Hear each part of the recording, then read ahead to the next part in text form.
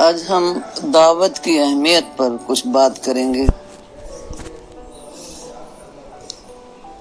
دعوت و تبلیغ کو قرآن میں دعوت اللہ کہا گیا ہے، یعنی اللہ کی طرف بلانا۔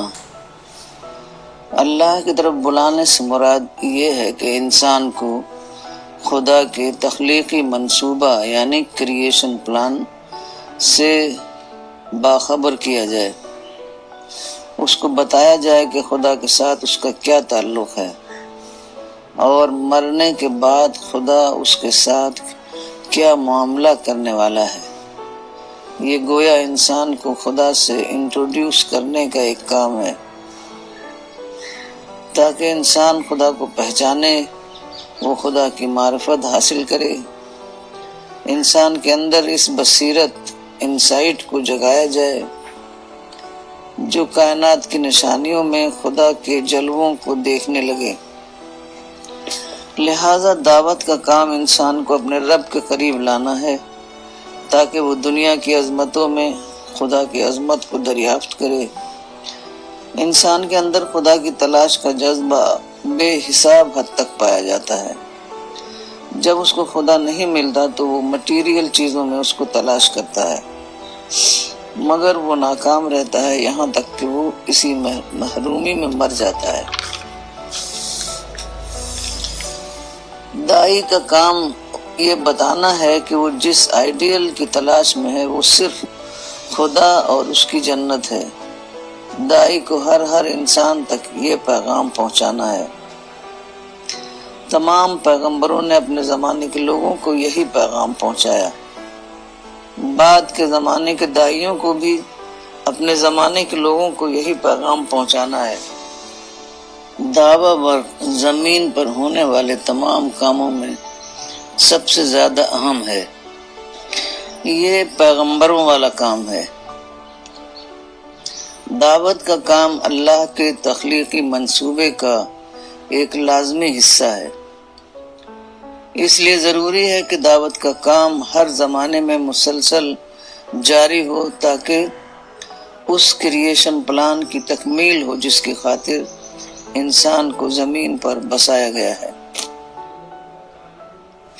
دراصل یہ ذمہ داری پیغمبر کی ہے۔ پیغمبر اس ذمہ داری کو آخری حد تک ادا کرتا ہے، لیکن پیغمبر اپنے کنٹمپریریز کو دعوت دیتا تھا۔ دوسرے یہ کہ وہ زمانہ ٹیکنالوجی کا زمانہ نہیں تھا، لہذا پیغمبر اپنے آس پاس ہی کے لوگوں کو دعوت دینے کی پوزیشن میں ہوتا تھا۔ اب سوال یہ ہے کہ پیغمبر کی وفات کے بعد کون اس کام کو انجام دے گا؟ رسول اللہ صلی اللہ علیہ وسلم سے پہلے مسلسل پیغمبر آتے رہے۔ اس طرح دعوت کا کام بیسیکلی پیغمبر ہی انجام دیتے تھے، لیکن چونکہ رسول اللہ آخری پیغمبر ہیں، اس لیے دعوت کی ذمہ داری امت مسلمہ پر ڈالی گئی۔ رسول اللہ صلی اللہ علیہ وسلم بلا شبہ ساری دنیا کے لیے خدا کے پیغمبر ہیں، مگر آپ ایک محدود مدت تک دنیا میں رہے اور اس کے بعد آپ کی وفات ہو گئی۔ اب سوال یہ ہے کہ آپ کے بعد اس ذمہ داری کو ادا کرنے کی صورت کیا ہے؟ اس کا جواب ہے کہ آپ کے بعد آپ کی امت اس کام کی ذمہ دار ہے۔ اپنی زندگی میں آپ نے براہ راست طور پر اس کام کو انجام دیا، اور آپ کے بعد یہ کام بالواسطہ طور پر آپ کی امت کے ذریعے انجام پائے گا۔ آپ کی امت کی یہ ذمہ داری ہے کہ وہ نسل در نسل ہر زمانے کے لوگوں کے سامنے اس محفوظ دین کا پیغام پہنچاتی رہے۔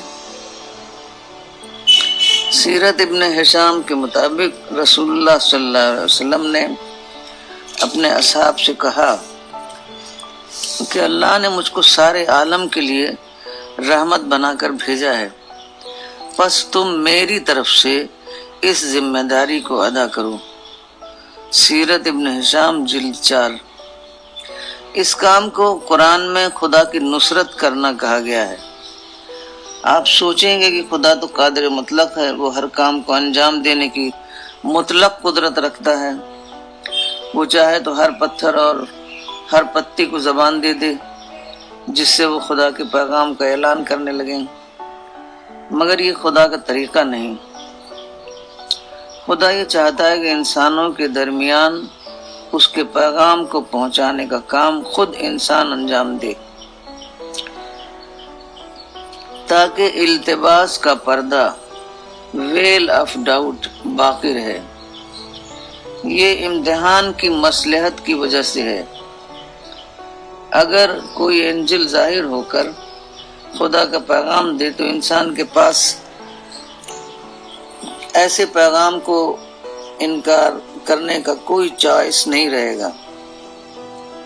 یہی انسان کا امتحان ہے کہ مکمل آزادی کے ماحول میں وہ خدا کے پیغام کو قبول کرے یا اس کا انکار کرے۔ لہٰذا یہ امتحان کی مصلحت کا تقاضا ہے کہ یہ کام انسان انجام دے۔ یہی وجہ ہے کہ اس خدائی کام کو انسانوں کے ذریعے انجام دیا جاتا ہے۔ دعوت کو قرآن میں انذار و تبشیر کہا گیا ہے۔ وہ براہ راست خدا کا کام ہے۔ یہ اس لیے ہے کہ تاکہ حجت خدا پر نہ رہے بلکہ وہ انسانوں کی طرف منتقل ہو جائے۔ سورہ النساء میں آیت 165 میں اللہ تعالیٰ فرماتے ہیں، اللہ نے رسولوں کو خوشخبری دینے والا یعنی تبشیر کا کام اور ڈرانے والا یعنی انذار کا کام کے لیے بنا کر بھیجا، تاکہ رسولوں کے بعد لوگوں کے پاس اللہ کے مقابلے میں کوئی حجت یعنی عذر باقی نہ رہے۔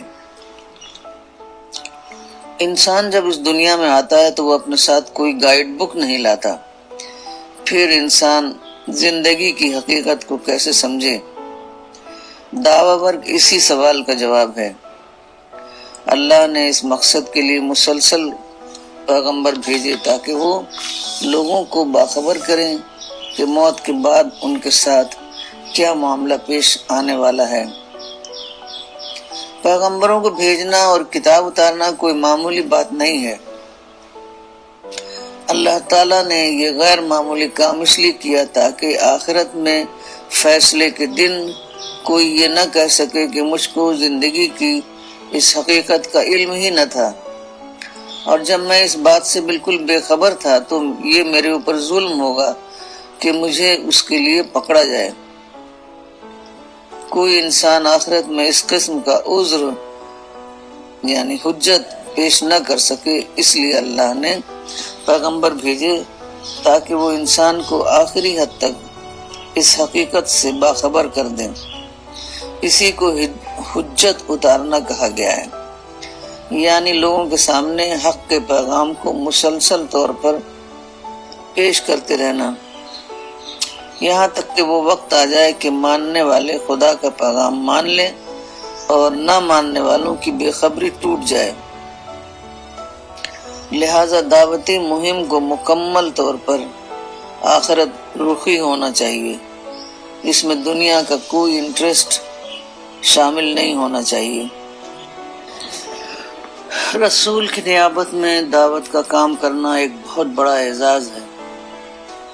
میری یہی دعا ہے کہ اللہ تعالی ہمیں اس عظیم کام کے لیے منتخب کر لیں۔